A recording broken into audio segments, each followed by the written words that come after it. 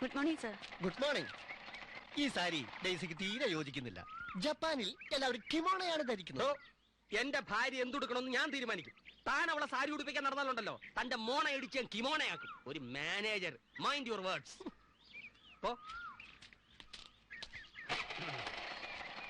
Daisy, ആ സാരിയുടെ മുന്താണി എടുത്തൊന്ന് പോച്ചോ. എന്തിന്?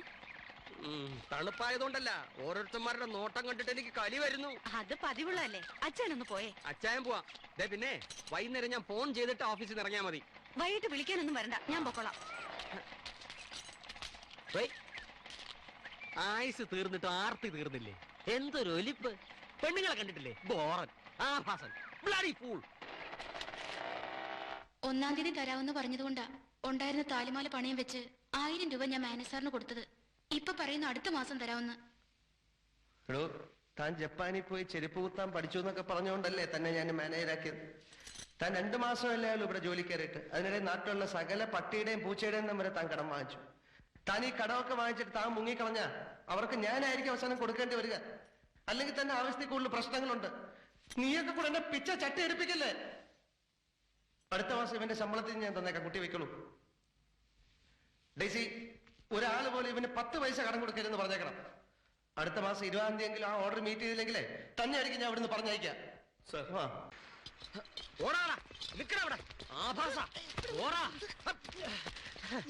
ഇവരിൽ ആരുടെ ഭാര്യയുടെ നീ കയറി പിടിച്ചത്? അയ്യോ, നീയൊക്കെ കാരണം മറ്റുള്ളവരുടെ ഭാര്യമാർക്ക് പുറത്തിറങ്ങാൻ വയ്യാണ്ടായാലോടാ. പിടിച്ച് ജാരൻ ജാരൻ. യവൻ ജാറിനൊന്നും അല്ല, ആരുടെ ഭാര്യ വിട്ട് പിടിച്ചിട്ടുമില്ല. യവൻ ഞങ്ങളുടെ കുറെ പണം കടം വാങ്ങിച്ചിട്ടുണ്ട്. എപ്പ ചോദിച്ചാലും ഇല്ലെന്ന് പറയും. ഇപ്പൊ അവന് ലോട്ടറി അടിച്ചിട്ടുണ്ട്. ആ കാശ് കൊണ്ട് മുങ്ങാനുള്ള പരിപാടിയാ. സത്യമാണോ ഈ പറയുന്നത്? അതെ. എത്ര രൂപയ്ക്ക്? ടിക്കറ്റ് പോക്കറ്റിലുണ്ട്, നമ്പർ പത്രത്തിലുണ്ട്, ഞങ്ങൾ കണ്ടതാ. ടിക്കറ്റ് എടുക്കണോ? ഇത് പഴയതൊന്നും അല്ലല്ലോ. അല്ലാന്ന്, പത്രത്തിൽ നമ്പറുണ്ട്. ആ ടിക്കറ്റ് ഇങ്ങിതാ. ഇപ്പൊ തന്നെ ലോട്ടറി ഓഫീസ് കൊടുത്ത് കാശ് വാങ്ങി ഞങ്ങളുടെയൊക്കെ കാശ് എടുത്തതിന് ശേഷം ബാക്കി അവര് കൊടുത്താൽ മതി. പക്ഷേ ജപ്പാനിൽ ലോട്ടറി അടിച്ചാലുണ്ടല്ലോ ഈ ജാതി തരികടന്ന് അവിടെ നടക്കൂല. കടം മേടിച്ച് അവിടെ തിരികെ കൊടുക്കുക വേണ്ട. ജപ്പാനി അച്ഛനെ അളിയാന്നാണ് വിളിക്കുന്നത്. അങ്ങനെയാണോ തന്റെ തന്തയെ താൻ വിളിക്കുന്നത്? മര്യാദക്ക് കാശ് കൊടുക്കുന്നോ അതോ? എന്റെ പൊന്നുണ്ണിച്ചാ, ഞാൻ പറയുന്നത് മുഴുവനൊന്ന് കേക്ക്. നീ ഒരു പുല്ലും പറയണ്ട, പറഞ്ഞോക്കെ മതി. നിങ്ങൾക്ക് എത്ര രൂപ തരണ്ട്? എനിക്ക് 17,000, എനിക്ക് 14,000, എനിക്ക് 25,000, ബാക്കിയുള്ളവർക്കെല്ലാം ചേർത്ത് 50,000. ഈ ടിക്കറ്റ് ഞാൻ ക്യാഷ് ചെയ്യും. അയ്യോ അച്ഛാ, അതൊട്ടും ശരിയാവില്ല. അതെ ശരിയാവും. നിങ്ങൾക്ക് കിട്ടാനുള്ള തുകയുടെ മുഴുവൻ ഉത്തരവാദിത്വവും ഞാൻ ഏറ്റെടുത്തിരിക്കുന്നു. ഞാൻ എല്ലാവരും മറ്റന്നാ രാവിലെ എന്റെ വീട്ടിൽ വരിക. കാശ് ഞാൻ തരും. അയ്യോ ഞാൻ പറയുന്നത് നീ ഒന്നും പറയണ്ട പുല്ലേ. ഉണ്ണുണ്ണിച്ചായം പറഞ്ഞാൽ ഞങ്ങൾക്ക് സമ്മതം. ഓക്കെ, എല്ലാരും പൊയ്ക്കോളൂ. വാ പോ.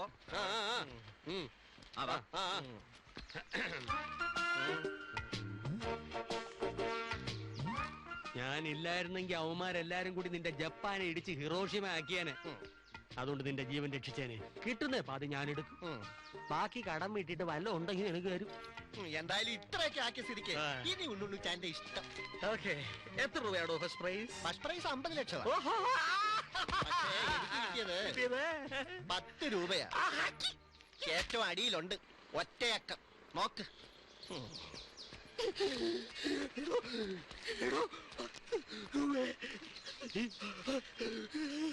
ഡെയ്സി വരണമെന്നില്ല, ഞാൻ തനിച്ചു പോവാം. ഞാൻ കൂടെ വരാം. താൻ എന്നെ ഒരു നല്ല സുഹൃത്തായി കരുതിയിരിക്കുന്നുണ്ടല്ലേ.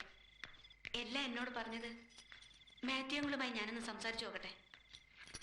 ഇവിടെയാണോ താക്കോൽ വയ്ക്കുന്നത്? ഞാൻ വെച്ചേരാം. ഇവൻ പറയുന്നു വിശ്വസിക്കുവോ, അവള് പറയുന്നു വിശ്വസിക്കുവോ? ഡെയ്സിക്കറിയോ, എല്ലാ തെളിവുകളുമായിട്ട് ആ പെണ്ണ് വന്നിരിക്കുന്നത്. ധൈര്യമുണ്ടോ? ഇവൻ അവക്കെ എഴുത്താ. നീനെ നമ്മുടെ പ്രണയവല്ലരി പൂക്കുന്ന ആദ്യത്തെ പൂമൊട്ടിനെ എന്ത് വിളിക്കണം? എന്തോന്നാണ് ഈ വല്ലരി? ഈ ചമ്പാവരി പോലെ വല്ലതാണോ? അയ്യടാ, ഞാൻ ആ കുഞ്ഞിനൊരു പേര് കണ്ടുവച്ചിട്ടുണ്ട്, മാല. അത് തന്നെ ആ കൊച്ചിന്റെ പേരും. ഇതുപോലൊരു 1000 എഴുത്തുകൾ ഇവൻ അവർക്ക് എഴുതിയിട്ടുണ്ട്. അതുകൊണ്ട് അവള് പുറത്തോട്ടിറങ്ങി അവിടെ എന്താ നടക്കാൻ പോകുന്ന അറിയാവോ? ചാക്കോച്ചൻ അറിഞ്ഞാലോ? അയാളുടെ മോളുമായിട്ട് അടുത്ത ആഴ്ച മനസ്സമ്മതം ഉറപ്പിച്ചിരിക്കുക. ആ പെണ്ണറിഞ്ഞ അപ്പ ആത്മഹത്യ ചെയ്യും. അയാൾ ഈ കുടുംബം കുളം തോണ്ടും. ഇവന്റെ കമ്പനി ഉൾപ്പെടെ അയാളുടെ കക്ഷത്തിലായിരിക്കുന്നത്. ജപ്തി നോട്ടീസ് ഓരോന്നതിന് വരാൻ തുടങ്ങും. ബാക്കിയുള്ള മനക്കാട് വേറെ. എല്ലാം കൂടെ ആലോചിക്കുമ്പോ വിഷം മേടിച്ച് നിന്ന് കൂട്ടത്തോടെ ആത്മഹത്യ ചെയ്യുന്നതാണ് നല്ലത്. അവന്റെ ഇരിപ്പ് കേട്ടില്ലേ? അങ്കിൾ അപ്സെറ്റ് ആവണ്ട, നമുക്ക് സാവധാനം ആലോചിക്കാം. ഡാഡി ഞാൻ പറയുന്ന ഒന്ന് വിശ്വസിക്കണം. തൽക്കാലം നിവൃത്തിയില്ല. എന്താ കാര്യം? എന്താ കാര്യമൊന്നും അറിയണോ നിനക്ക്? ആദ്യം നീ പറഞ്ഞവൾ അറിയില്ലെന്ന്, പിന്നെ പറഞ്ഞ് പരിചയം മാത്രമേ ഉള്ളത്, പിന്നെ പ്രേമം, പിന്നെ എഴുത്ത്, പിന്നെ ഒരു കൊച്ചും. എങ്ങനെ വിശ്വസിക്കണം? എന്നാ വിശ്വസിക്കണ്ട. ഞാൻ അവളെ ഇവിടെ ഇറക്കി വിടും. അവളുടെ കള്ളക്കാതെ തൊലി വിളിച്ച് കാണിക്കും. അപ്പൊ വിശ്വസിക്കാലോ. ഇല്ലെങ്കിൽ എന്നെ ഇങ്ങനെ വിളിച്ചോ.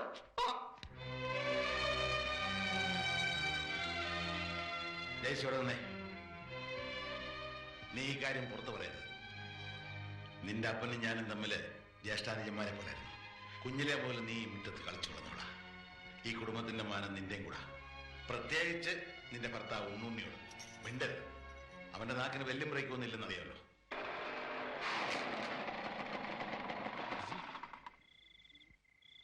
ഇവൾ ഇതുവരെ വന്നില്ലേ? സമയം ഇത്രയായല്ലോ. ഓഫീസിൽ ചോദിച്ചപ്പോ അവള് നേരത്തെ വീട്ടിലേക്ക് പോയി എന്നാണല്ലോ പറഞ്ഞത്. ഇവളിത് എവിടെ പോയി?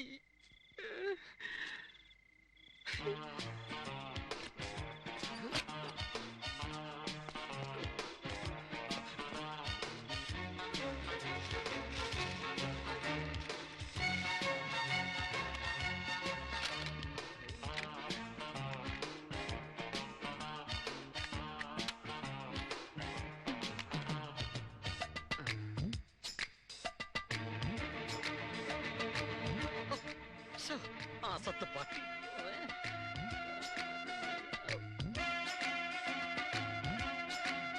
ചുവന്ന സോക്സ്.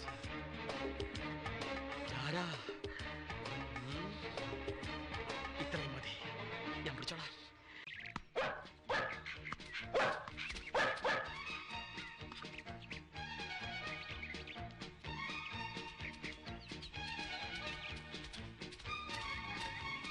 Give it, Sonny.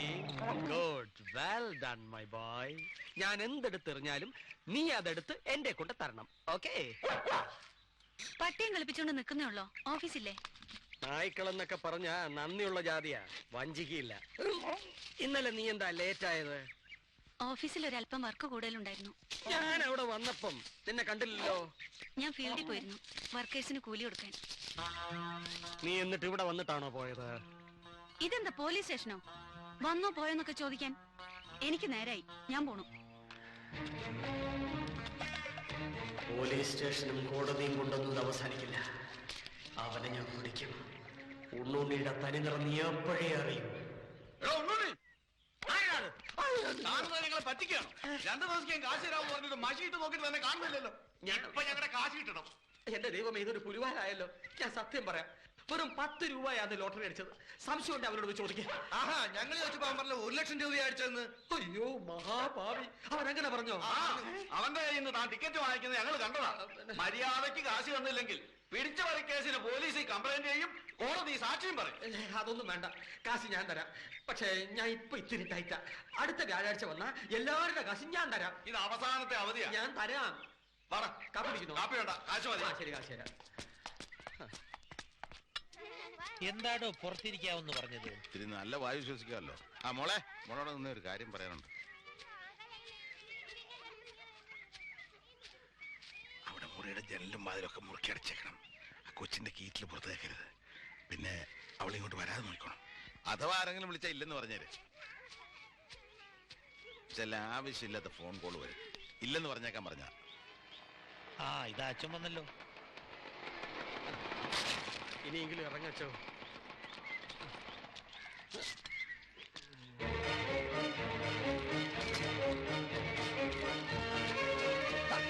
ചോപ്പല്ല. എന്താണോ ഇത്? ചാകണോ അച്ചോ? ചാകണോ? ആർക്ക്? അല്ല, ഷൂസിന്റെ അടി ചാണകം വെച്ചോ. ഇതൊക്കെ പറഞ്ഞിട്ട് വേണ്ടോ പൊക്കാൻ? ഇനി പറഞ്ഞിട്ട് പോകാം അച്ചോ. സോറി. ഈശോമിശിഹായ്ക്ക് സ്തുതിയായിരിക്കട്ടെ. ഇപ്പോഴും എപ്പോഴും സ്തുതിയായിരിക്കട്ടെ. ഉണ്ണുണ്ണി എത്തിയപ്പോ താമസിച്ചു. എന്റെ കുഴപ്പമല്ല. സാർ, ഞാൻ 8 മണിക്ക് നിർത്തണോ? പെട്ടിയായിട്ട്. ഉണ്ണുണ്ണിയല്ലവൻ, മണ്ണുണ്ണിയാ. തലക്കകത്ത് മുഴുവൻ മണ്ണ. ഇവന്റെ ഭാര്യ ഡെയ്സി മിടിക്കുക. ഇത് കഴുത. തനിക്ക് ഇവനെ തന്നിട്ട് അവളെ ഞാൻ എടുത്തോളാം. വേണ്ട വേണ്ട, എനിക്ക് അവള് തന്നെ മതി. മിടുമിടുക്കിയ. ഇനി യവന്മാരെങ്ങാനും ആണോ ചുവന്ന സോക്സ് ഇട്ട് എന്റെ വീട്ടിൽ കയറി? അപ്പൊ മനസ്സമ്മതം അടുത്ത ഞായറാഴ്ച. ബോബിയോട് കൂടെ പറഞ്ഞേക്കാം. ബോബി, അവന് ബോബി. വെറുതെ അവനോട് പറഞ്ഞിട്ട് കാര്യമില്ല. നമ്മളങ്ങ് തീരുമാനിച്ചാ മതി. ചായ. സോറി. പണ്ടത്തെ പോലൊന്നും അല്ലടോ. വിവാഹം സ്വർഗത്തിലൊന്നുമല്ല, ഭൂമിയിൽ തന്നെ ഇഷ്ടപ്പെട്ടവര് പരസ്പരം തീരുമാനിച്ചങ്ങ് നടത്തുക. ചാക്കോച്ചൻ പറഞ്ഞതാ ശരി.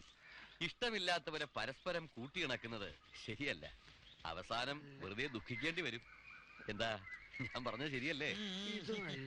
ഛെ, എന്താടോ കാലെ പിടിക്കുന്നത്? അല്ല, കരണ്ടി കിട്ടി. മണ്ണുണ്ണി. എപ്പോഴും സ്തുതിയായിരിക്കട്ടെ. ആ, മനസ്സമ്മതം ഞായറാഴ്ച ഞങ്ങളങ്ങ് നിശ്ചയിക്കാം. അതൊന്നും എന്നോട് ചോദിക്കേണ്ട കാര്യമില്ലല്ലോ. അതല്ല, സമ്മതം ഇല്ലെങ്കിൽ പള്ളി വരെ പോകണ്ടല്ലോ. ആ ചെലവ് ലാഭിക്കാലോ എന്നാ ചാക്കോച്ചന്. ഒന്നും പറയാൻ പറ്റാത്ത കാലമാ. വിവാഹം കഴിയുമ്പോഴാ ചിലരൊക്കെ അറിയുന്നു ചെറുക്കിന് വേറെ ഭാര്യയും പിള്ളേരും ഉണ്ടെന്നത്.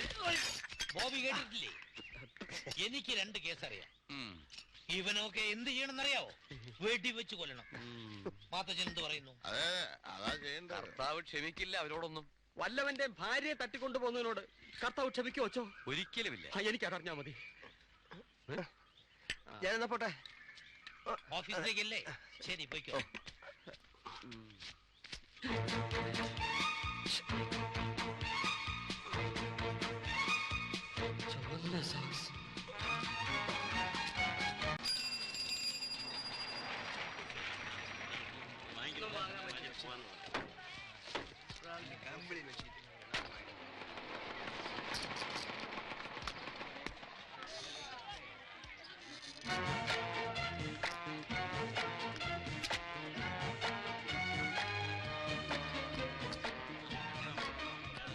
ഹലോ, ബേബിച്ചാനാ? ആ, ഞാനാ ബോബി. ബേബിച്ചാനെങ്കിലും എന്നെ വിശ്വസിക്കണം. പഴയ മറ്റേ കോളേജിലെ നീ തന്നെയാണോ? അതെ ബേബിച്ച. നീ അവളെ കെട്ടാൻ തയ്യാറാണെന്നും ഡാഡിയോട് പറയണമെന്നൊക്കെ നീ എന്നോട് പറഞ്ഞിരുന്നില്ലേ? അവളുടെ ഫോട്ടോ നീ എനിക്ക് അയച്ച ഇപ്പോഴും എന്റെ കയ്യിലുണ്ട്. അല്ല, പിന്നെ അവളെ വിട്ടുപോയത് ഞാൻ പറഞ്ഞില്ലേ? ഓ ഓ ഓ, ആക്കത് അത്ര വിശ്വസനീയമല്ലായിരുന്നു. എന്റെ ബേബിച്ച ഒന്ന് ആലോചിക്കണം. ഞാൻ സുശീലയുടെ കാര്യവും സുധയുടെ കാര്യവും കോളേജിലെ പ്രിൻസിപ്പലിന്റെ അനിയന്റെ ഭാര്യയുടെ അനിയത്തിയുടെ കാര്യമൊക്കെ പറഞ്ഞ ഓർമ്മയില്ലേ? നീ ഒന്ന് ആലോചിച്ച് നോക്കിയേ. അങ്ങനെ നീനയായിട്ട് എപ്പോഴെങ്കിലും ഒരു അബദ്ധം ഉണ്ടായിട്ടുണ്ടോ? ഇല്ല, ബേബിച്ചാനെങ്കിലും എന്നെ ഒന്ന് വിശ്വസിക്കണം. ഇതൊന്ന് തെളിയിക്കാൻ എന്താ വഴി? ഒരു വഴിയുണ്ട്. ഏയ്, ഗർഭം ഉണ്ടാകാൻ വഴിയില്ല. എന്റെ ദൈവമേ, ഡെയ്സിക്ക് ഗർഭം. വെറുതെ കളിക്ക് തുടങ്ങിയ ബന്ധമാണ് ചേട്ടാ. നിനക്ക് കളിച്ച് ഗർഭമുണ്ടാക്കാനാണോടാ എന്റെ ഭാര്യ? അവളുടെ കാര്യം നോക്കണ്ട, നമുക്ക് നമ്മുടെ മാനം രക്ഷിച്ചാ മതി. അപ്പൊ എനിക്ക് മാനമില്ലടാ ദുഷ്ട. എന്തായാലും കുഴപ്പമായി. ഇനി എനിക്ക് എങ്ങനെയെങ്കിലും ഇതിൽ നിന്ന് ഊരിയാ മതി. ഇതിൽ നിന്ന് നീ എങ്ങനെ വേഗം ഊരാന്ന് വിചാരിക്കണ്ട. നിന്നെ ഊരിക്കത്തില്ലടാ തെണ്ടി. നീ ഊരി തോന്ന് കാണട്ടാ. ഇങ്ങനെ ടെസ്റ്റ് നടത്തി അറിയാല്ലേ? ഏയ്, ഒരാൾക്കും അറിയില്ല. ഡെയ്സിക്ക് മാത്രമേ അറിയൂ. അവൾ എന്റെ അടുത്തുണ്ട്. ഇല്ലില്ല, അവൾ ആരോടും പറയില്ല. നമുക്ക് വിശ്വസിക്കാം. ഇങ്ങനെ ഒരു അബദ്ധത്തിൽ ചെന്ന് ചാടുമെന്ന് വിചാരിച്ചില്ല. ശരി, ഞാൻ വെക്കട്ടെ. ഇത്രയും വെച്ചത് പോരാടാ, ഇനിയും വെക്കണോ? എത്ര? 110. എന്ത് പറഞ്ഞു? ഒരു ടെസ്റ്റ് നടത്താൻ പറഞ്ഞു. നമുക്ക് ഹോസ്പിറ്റലിലേക്ക് പോകാം. ഹോസ്പിറ്റലിൽ വെച്ചായ എല്ലാരും അറിയും. ഒരു നേഴ്സിനെയും കൂട്ടി വീട്ടിലേക്ക് പോകാം.